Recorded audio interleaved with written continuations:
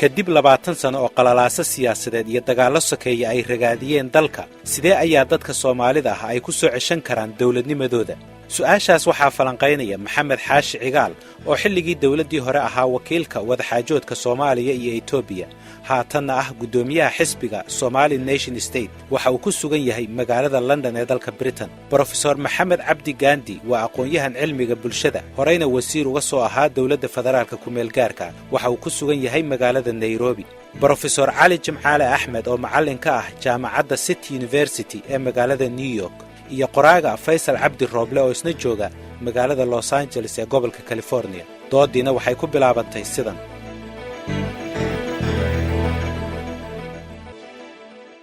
Professor Ali Jimcaale ayaan ku bilaabayaa sidee bay inooga burburtay qarannimadu iyo dawladnimaduba waxaan ku bilaabi lahaa marka hore si aan u helno abbaar aan ka wada duuli karno in aan qeexno waxa aan ula jeedno dawladnimo iyo qarannimo dawladdu anigu sida iigu muuqato waa qaab ama haykal shakliyeed oo dhisa fuliya sharciyada iyo xeerarka ummadi ay leedahay macnihii marka waxay noqonaysaa dawladdu waa haykal aad muhiim u ah oo runtii qaranka ka difaaca horor kasta iyo cadow kasta ama gudaha noqdo ama dibadda ha noqdo oo u soo hanqal taagi lahaa qarannimadiisa qaranku marka sida anigu aan u arko wuxuu cudud u yahay dawladnimada oo macnaheedii marka ay noqonayso qaranku wuxuu jideeyaa ama sharciyeeyaa ama sharci siiyaa dawladnimada labadu marka kalama maarmaan waxaa marka labadaa isku xira gunud yar oo gunudkaasu ay uu noqonayo in dawladdiina ay difaacdo kala qabato qaybaha bulshadeed ee qarankaasu ka kooban yahay qarankuna sharciyeeyo dawladdaasi oo uu siiyo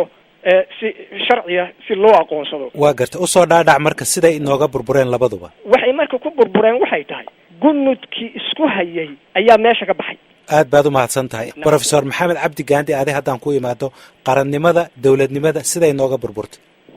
horta waxaa waaye dee qaran marka aan damacno in aanu u samayno tacriif qaran horta marka ugu horeysa waxaa waaye waa ummadaasi waxay wadaagtaa sida definitionkeedu uu sheegayo ama tacriiftooda ay sheegayso waxaa waaye waa dad wadaaga deegaankaasoo aan lahayn xuduud dabiici ah oo dadkaa kala goyso ama bad ama buuraan la isaga gudbina waa dad wadaaga af waa dad wadaaga dhaqan waa dad wadaaga diin dadkaasi waxay noqon karaan dad ku nool hal dawlad hoosteed oo sida Soomaaliya oo kale ah waxayna noqon karaan dad xuduudyada ka gudba oo kayska laftigiisa Soomaalidu ay buuxin kartaa moogta marka haddii aan usoo gudbo iyadana tan oo maaragtay dawladda ayadana haddaan si dulmara ayadana tacriif aan u samayno aniga aragtidayda waxay ila tahay waxaa la dhihi karaa waa dal xuduud la aqoonsan yahay oo xadidan leh madax banaani isku talis leh dadka ku nool dalka asagaana ay isu aqoonsan yihiin inay ka tirsan yihiin dawladdaas waa in dawladdaasi ay leedahay sharci qoran oo la fuliyo waana in ay leedahay calan dadku ay wadaagaan waayo waan ku soo laabanayaa Maxamed Xaashi Cigaal walaal horta waa mahadsan tahay adiga odayaasha kale waxaan aad u salaamayaa dadka Soomaaliyeed oo hadayna saacada ku jiraan barnaamijkan dhageysan doona aniga daayta waxaa tiri Maxamed Xaashi Cigaal waa gudoomiyaha xisbiga Somali Nation State waa arrinta hadda aynu ka bilownay waay Somali Nation State xisbiga dawlad qaran waay waxa socdo oo dhan waxa weeye waa clan states tuulo reer magaciisigi ba jada federa waa clan states weeye kolka aan usoo noqdo horta nation iyo qaran state waa kala laba totally laba shay oo isku mid ah baa afka Soomaaliga qoritaankiisa iyo ka afka waa kala laba gaadhi sidoo sheegay ummad weeye nation waa dadka weeye qaran waa qaran kolka waa gartay haddii qeexitaanka aan ka baxna ka waran u gudubno siday ku burburtay may walaalo waxaan u malaynayaa waa furaha inaga weyn oo runtii dhibkeenu ba asal u yahay state-kuna waxa weeye waa dawladii okay markii wadamada isticmaalku yimid in la yiraahdo Salisbury oo Harare lagu magacaabay oo wadanka hadda aan joogo prime minister la ka dhaqay dibadda ka dhaqay filayo hadalku yiri oo nahay kayga waa sidatan hal dawlad nation ah ayaa Africa ka jirta waana Soomaaliya simbatina uma qabna inta kale gaadis uu sheegay nationimadoodu waxay ku dhisantahay ama afka francophone-ka ama anglophone-ka laana ummado la isu keenay weeye halkaas uga bax dawladdu macnaheedu iyadu wax kala maahan ugu taabtay hadaayta professorku laba mas'uul bay leedahay jabcaala taabtay gaadina waa taabtay mas'uuliyadda koowaad waxa weeye sharciga iyo inay nidaamka gudaha adkayso iyo inay ka difacdo cadawga dibadda maxay naga burburintii baa soo hartay waa laba sababood baa qaba way farabadan yihiin laakiin laba ayaa mas'uuliyadka koowaad horta inagu markaynu nationka ahayn state-kaanu suubinay ma ahayn state Soomaaliya u dhan tahay state-ka constitution-kiisa qodobka koowaad baa wuxuu qorayay oo 60kii referendum loo qaaday ummadda Soomaaliyeed in la isugu keeno hal dawlad nabad iyo dagaal waxay noqotay yuu qorayay waxaa kaasoo cuskanayay referendum dood ka dhacday 1958 Morocco oo Somali nation loo aqoonsaday in ay Africa ee intooda badan xoroobin ay noqoto one state waxay daba socotay waxyaabo kale dagaalkii dhacay ee 77 baa horta arrintaas sabab suu u dhacay waa arrimo kale khaladkana ma ahan mabda ahaan laakiin politically inaga iska lahayn sababtoo waa sida soo socota ciidamadii ku duulay Ethiopia ee bisha ku qabtay hubkooda iyo rasaastooda iyo tababarkooda dawladii lahayd baa loo erinay waa qodobka labaad inta dagaal ku dhicin dawladaha reer galbeedka ahi waxay muujiyeen han Soomaaliya inay siirayaan gacan hadii in case ay Soviet-ka isku xumaadaan khadda abay ahayd in la qaato taasina khadda abay ahayd qodobka saddexaad waxaan la qiimaynin dadkeenu fragility-ga uu leeyahay oo ah reernimada markaasna dagaalkii markuu dhacay jabka dagaalka naga soo gaaray wuxuu ahaa jab Soomaaliya ayna qaadi karaynin jabkii halkaa ka dhacay wixii ka dambeeyay dawladda Soomaaliyeed rasiib bay cunaysa waxa weeye hadiya ma ka leexa tabardarrada dhacday ilaa oo dhan waxa weeye reernima loo yaacay ilaa ugu dambeyn systemka dhexdiisii iyo dadka shacabka intaba qarannimadii halkaas ay ku weeqantay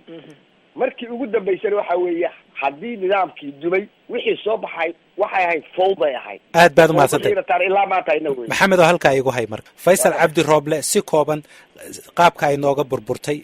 waad mahadsantiin horta runtii anigu waxaan ku raacsanahay sida ay guddigooda u sharaxeen qaran iyo dawlad ku noqon maayo taas because rag si fiican u sharaxay baa meesha ku jira maalintii uu Ismaaciil Jamcaalin isagoo USC ka wakiila uu SNMta u yimid uu seelaanyo ku yidhi waxaan rabaa labada jabhadood in la mideeyo si markaa jabhadaha kalena loo soo macsuumo diidmada uu seelaanyo maalintaa diiday waxa ay horseed noqotay halgan dagaal lagu hayo dal iyo dawlad oon qorshe lahayn waxaan taa ka wadaa jabhadihii dagaalka waday iyadoo sheekooyinka aynu soo sheegno dhan meesha ay ka jiraan waxay ahayd breaking point iyo meeshii laga dhismi lahaa waxaan ku dootami karaa maalintii haddii la midayn lahaa SNM USC SPM iyadoo markaa didiilo laga qabo kuwa kalena in la mideeyo jabhadihii qabiilka lagu aasaasay waxay isku bedeli lahaayeen jabhada qarameed just dalkan agteena aan la fiiri TPLF waxay ku bilaabmatay dhalinyaro Aksum ka timid oo iska qabiili ah marka ay ballaadaan ayagoo mabda hiigsanaya qarannimo iyo even xoogsatada iyo beeralayda danahooda ka dabaynaya baa waxa ay ku tashadeen in aanay colaysan dadyowga kale Ethiopia laakiin ay soo geliyaan halganka Oromo Amhara cid kasta qaranna wuxuu ka tolmaa dawladna ay ka dhisantaa waxa weeye interestiga ama danaha gaarka ah ay ka leeyihiin dabaqada dhexe marka anigoo u danaynayo oo la dabaqada dhexe bay ka socdeen SNM USC SSDF iyo SPM haddii ay ka gudbi lahaayeen heerka reernimo ay u gudbi lahaayeen qarannimo dawladdii siyaad barre way dhici lahayd iyadoo pressureska uu sheegay igaal ay meesha yaaleen oo intuba ay run yihiin laakiin burburka aasaaskiisa wuxuu ahaa raggii halganka hogaamin lahaa oo transition u gudbin lahaa ummadda in ay feelgaroobeen ay kasoo bixi waayeen hawshii u taalay oo ahayd halgan qaramaysan in ay ummadda ku hadeeyaan waay Faysal aad baad u mahadsan tahay Professor Cali Jamcaale haddaan adiga kuu imaado si kooban waxyaabaha maanta aan arki karno ee taaban karno ee astaanta u ah burburka dawladnimo iyo qaranjab ka dhacay maxaa ka mid ah tusaaleyaalisi hadda waxaa ka mid ah in meeshiiba ayan maanta jirin ummad midaysan waxaa ka mid ah burburkan jira maanta in la isku haysto wax aan macno ku fadhin runtii oo aan weliba la fahmin. allah u naxariistay cabdulqaadir xilsiyey yamyam ayaa gabay wuxuu ku yiri beri maxaa laga dagaalamay, maxaa loo dagaalamay, maxaa lala dagaalamay. intaasaanan weli lahayn, sababuhuna aan weli la fahmin. waxay ila tahay marka dhibaatada burburkani waa sidii saaxiibaday u sheegeen, dhibaatada annaga weli na haysata waxaanan weli la helin gunnudi hadaayato aan ka hadlayay oo isku soo celin karta ummadani, oo ku imaan karaysa marka iyada oo matalan qowlka iyo ficilka la iswaafajiyo, iyada oo la dhiso hab dhaqaneed cusub. waayo taas waa u gudbi doonaa taas waa u gudbi doonaa laakiin waxaan rabaa tusaalayaal waxyaabaha muujin kara dowladnimadii qarnimada inay burburtay. Faysal Cabdi Roble. horta qarannimada burburtay waxa ugu weyn oo muhiim ah ummadda ay soo wada sharaxeen raggan saaxiibaday oo ummad midaysan oo even Africa ka duwan ay ahayd, probably the only nation state. in maanta sharciga loo draft garaynayo ama sharciga loo ansixin rabo inuu ku salaysan yahay sheeko la yidhaahdo 4.5 quota system oo adduun oo dhani ka guuray, oo shaksiga xadaynaysa kartida shaksiga iyo wuxuu qarankiisa u qaban karo, heerka uga qaban karo arrin xadaynaysa weeye. ta labaad, burburka maanta arrinta ugu muhiimsan ee inoo tilmaami karta inaynaan waddankaa lahaynba laakiin dad kale ay leeyihiin waxa weeye constitutionkan hadda loo qorayo. madaxweyne Shariif qudhiisu maanta ma ogola constitutionka oo wuxuu rabay inuu ka noqdo, laakiin UN-ta qaramada midoobay oo kharashyo geliyey oo lagu cunay baa waxaa la rabaa kharashkaa galay awgeed in natiijo la tuso. natiijadii baa waxay tahay constitution iyo axdi aanay Soomaalidu dooran, aanay ka dootamin, aanay odhan waanu ka tegaynaa kii 1963gii loo qoray ee ku cusub baan rabnaa. ayagoo ku tashan baa waxaa la rabaa dhalinyaro UN-ta wax ku cuntay awgeed in even madaxweynaha maanta aynu saluugsannahay uu laftiisu saluugsan yahay in lagu qasbo. ummadan dalkan Soomaaliyeed gacantu ka wareegay, Amisom baa dhinac ka haysata, itixaadkii baa dhinac ka haysta, qolyo kala duwan baa dhinac ka haysta. tala guud ah oo lagu tilmaami jiray qaran waxa astaamo ah maanta wadankii ma yaalo. midda kale kusoo noqon kara aan ku gabagabayn waxa weeye sida ay sheegeen hadaf bay Soomaali lahayd. wax khalad kuma jiro in ay ummadda Soomaaliyeed hadaf raadsato, khalad ma ah. ama 5 Soomaaliyeed ha raadsato ama labadan inta si fiican loo mideeyo nabadgelyo in la siiyo, midkoodna khalad ma ah. waa in ummadda Soomaaliyeed hadafkeeda la timaada. laakiin hadafka Soomaaliyeed in ay Ethiopia ka talisa iyada qudheedu waa calaamadaha maanta aynu arkayna ee qaranjabka aynu ka hadlay. aad baad mahadsan tahay. Maxamed Xaashi Cigaal, waxaan rabaa inaad ka hadasho arrinta kala qoqobnaanta waddanka. dagaalka dawladda dhacday institution bay ahayd. maxaa wax u dhaceen oo 20 sano cusub institutionkii meesha hadduu ka baxay ma haysaa national institution. reer buu u dhaqaa, qof buu u dhaqaa, warlord baa yimi oo wax institution iyo wax hierarchy aan lahayn. taasi waxay dhashay nimanka hadda laga hadlayo oo dhalinyarada oo shabaab iyo magaciisiga la yiraahdo, waxay dhashay gobollo in loo kala fariisto. waxaa soo baxay dagaalkii wixii ka dambeeyay Soomaaliya in Ethiopia loo gubeeyay, hadalkayga in loo gubeeyay. qaranka Soomaaliyeed dadku ma yaqaan 23 dawladood baa ku soo duulay. wixii Saylac iyo Baraabo iyo Barbara burburiyay Portugiis bay ahaayeen. wixii galay magaciisiga Jarmal buu ahaa oo mataqaana Juba u bixi Jubaland doontiisii taala Jarmal buu ahaa. masaari baa wixii har jabisay Cabdullaahi Baasha Kayfi buu ahaa. ilaa markii Suudaan laga soo qabsaday maadi ku duulay buu tagay. amxaaradii raas walba uu watay oo milil ka dambeysay waxay yimaadeen dawladii Soomaaliyeed oo jaban. Ingiriis baa yimid, Talyaani yimid, magaciisiga Shaydaan baa yimid. wax taariikhda waddanka lama hayo. waxa weeye tiibaa weli socota. waxa weeye degmada la yiraahdo Buuhoodle ma Somaliland ba, ma Puntland ba, ma Somali Republic ba, ma kilalka shanaad ba. waa tuulo yare. hadda intaba waa tahay Somaliland waa tahay, waa dadkoodii dhalashiye waxay u tahay degaan. Puntland waa tahay dhalashiye degaan bay u tahay. Soomaaliya waa tahay waa dalkeedii qarankeedii weey. kilalka waa tahay waa dhulkeedii waa xoolaheedii. bal adu waxa loo helay waxa weeye reer walba isaga wuxuu calan qaado 4.5 kaad ka sheekaysay wax jira maaha. there is no federal. adduunka federal waxaa ka 3 dawladood. mid waa dhintay waxay Soomaaliya midna union baa Soviet Union waa kala tagtay. wax macna Mareykan baa soo haray. dhammaanna qowmiyaad bay ahaayeen war dadkaan hal reer weeye. maxamed halkaa igu jooji. professor maxamed cabdi gandi mar dhaweyd waxaad ka hadashay calanka afka dhaqanka guud ahaan haddaad ka hadasho iyo burburka hadda jira maxaad ku dari lahayd? anugu waxaan u haystaa calaamad ahaan maanta dadkii soomaalida ah oo lahaa isku asal baa nahay oo xigtadoodu ay ahayd xigaalo iyo xidid in ay timid dagaaladii sokeeye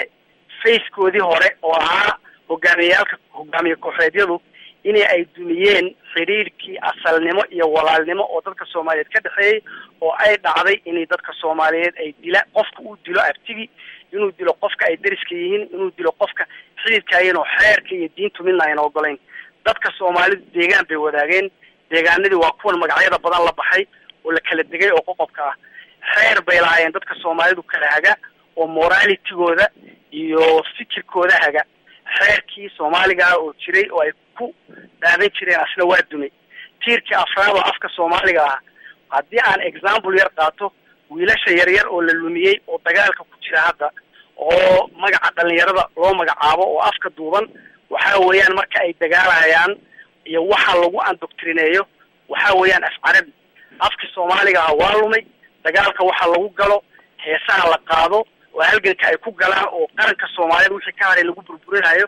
waxa weeyaan waa afkii soomaaliga ah waa dumay oo tiirka afka soomaaliga diinta Soomaaliyeed diintii islaamka ahayd oo dadka Soomaaliyeed 13 qarni iyo badh ay haysteen waxa qoladan cusub ay la timid inay dhahaan diinta aad haysateen iyo caqiidada haysateen waa khuraafi. hadda la idin la qimaa diin cusub taan anagu wadnaa sax.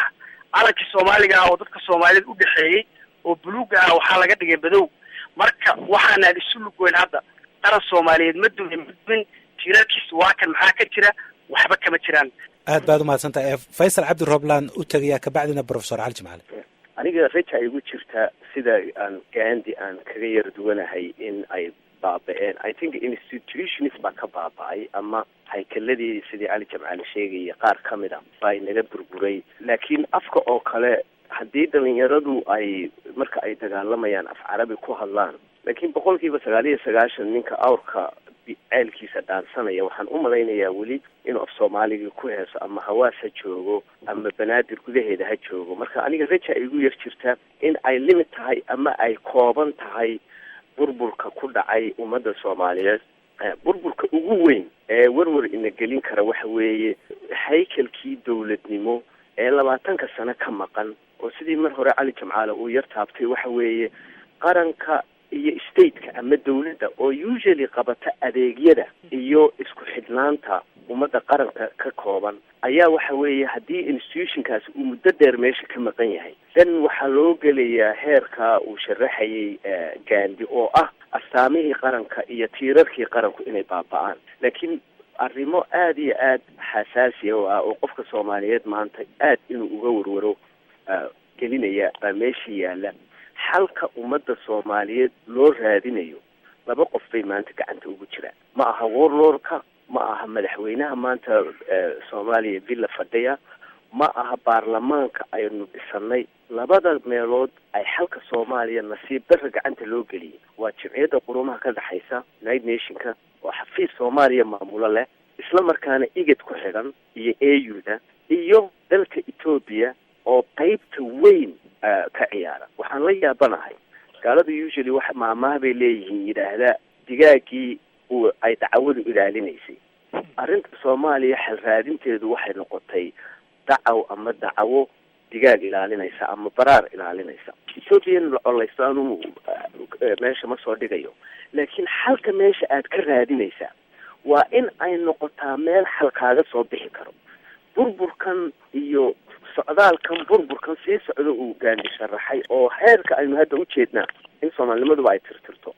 waxa weeye waxa taa barbar dhigan xalka meesha laga raadinayo oo khaldan oo ah jimciyadda quruumaha ka dhaxaysa iyo Ethiopia. haddii la rabo xalkii in laga raadiyo meel aan meesha ahayn dan waa in discussionku dib ugu noqdaa meesha xalku ka soo bixi lahaa. waaya professor Cali Jimcaale aan ku daro meeshaasi oo in fact aan ku raacsanahay inta hadda Faysal uu sheegay oo run ah. meeshii dawladnimo ma jirto oo waxa ku maamulaya waa qaramada midoobay iyo wixii la halmaala. tan professor Gandhi hadaayato 6 tiir uu ka hadlayay marka aad ka tagto tan islaamka oo 5 tiir oo kaleeto waxay gelaysaa wixii hadaayato aan ku doodayay oo ahayd in aan la qaramayn asalkii horeba oo runtii ma aha dawladdii maxamed siyaad dawladihii ka horreeyey dawladihii kasii horreeyey iyo isticmaalkii laftiisa oo si uun u baabi'iyey tiirarkaas laftooda macnihii waxay noqonaysaa marka anigu sidaan u arko dhibaatada annagana haysata nacam waxay ka imaanaysaa dibadda waxay ka imaanaysaa waa Ethiopia waxay ka imaanaysaa waa meelo kaleeto laakiin Soomaalidu waxay tiraahdaa sac ninkii lahaa saynta kaga rogo ma kacayra dhibaatadaynu waa annaga ilaa intaan dib isugu soo noqonno oo annagu aan isfiirino oo aan isfahamno in masiirkaynu uu yahay hal in aynu nahay ummad keliya oo danteedu ay ku jirto in ay iswalaashadaan waxaan isleeyahay cadowga shisheeyaha ahi iyo kan gudaha ay laftiisu in ay naga sayd caleyn doonaan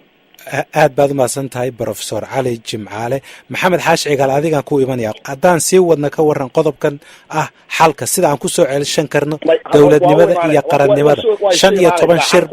15 shir baa lagu qabtay meelo kala duwan haya xalkooda waa gaabanaya waxa weeye midda dhaqanka aan ku noqdo ma jirto dhaqanka Soomaaliya waa taariikh waxaan idin sheegaa Somali nation iyadoo jirta yaa dawlado jiro waaweyn baabi'i doona 100 sano Soomaaliya la kala jaray hal baa dhaqankeedu ma kala go'ay gabadha ku dhalatay Djibouti markay tagto waxay dhibaatay ku guursanaysaa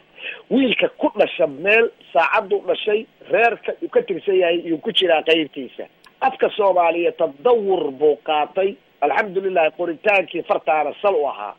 dib weyn baa inagu dhici lahaa meesha gaadikaarka dhinac waa garutiyo qiyamkii baa dhumay dhaqankii baa macnihiisii dilmay warlooradu waxay ka mid yihiin xarakada waa ka horreysay inta warloorka waxaani waxa weeye bayskii qarankaa dhumay marka waxaa soo baxay mowdal fowda ah marka anarkiibu wuxuu gaaray meel walba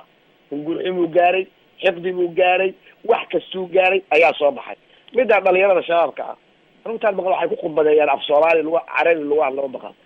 laakiin jihaad iyo markay islaam sheeganayaan way dhahayaan diin cusub ma ahan anigu ma arkastaa in la khaldana ma ahan waxa weeye diinta ay ka hadlayaan extremity baa ku jirta waxay ka hadlayaan oo xaqiiqo oo jira waxa weeye sufi order waxa la yiraahdo diin ma sufi order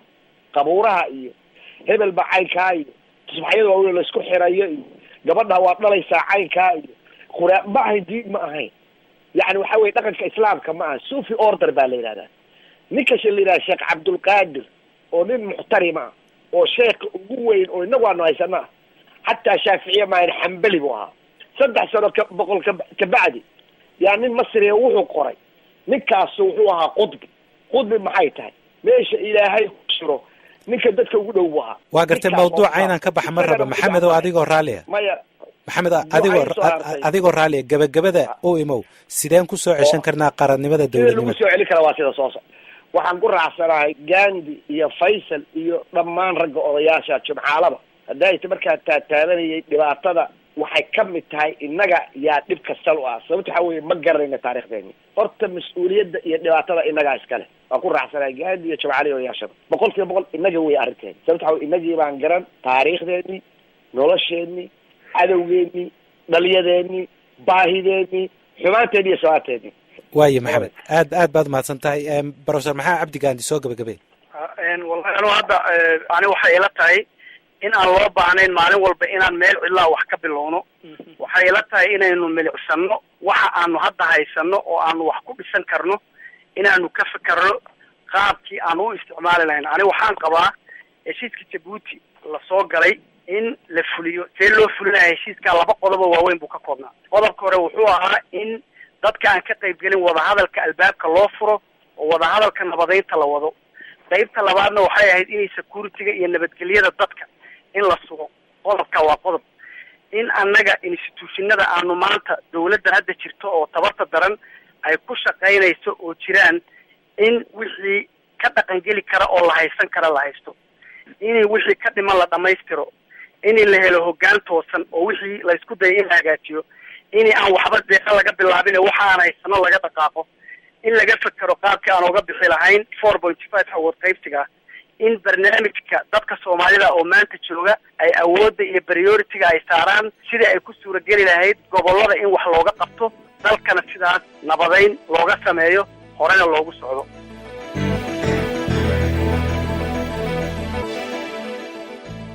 dhammaantiin aad iyo aad baad u mahadsan tihiin. kuwaasi waxay kala ahaayeen maxamed xaashi cigaal, brofesor maxamed cabdi gaandi, brofesor cali jimcaale axmed iyo faysal cabdi rooble oo ka qaybgelayay doodda ku saabsan burburka dawladnimada iyo qaranjabka Soomaaliya. dhegaystayaal, haddii eebba idmo maalinta berrito ahna waxaad maqli doontaan sida burburka dawladnimada iyo qaranjabka uu saameeyey dadweynaha rayidka ah ee Soomaaliyeed.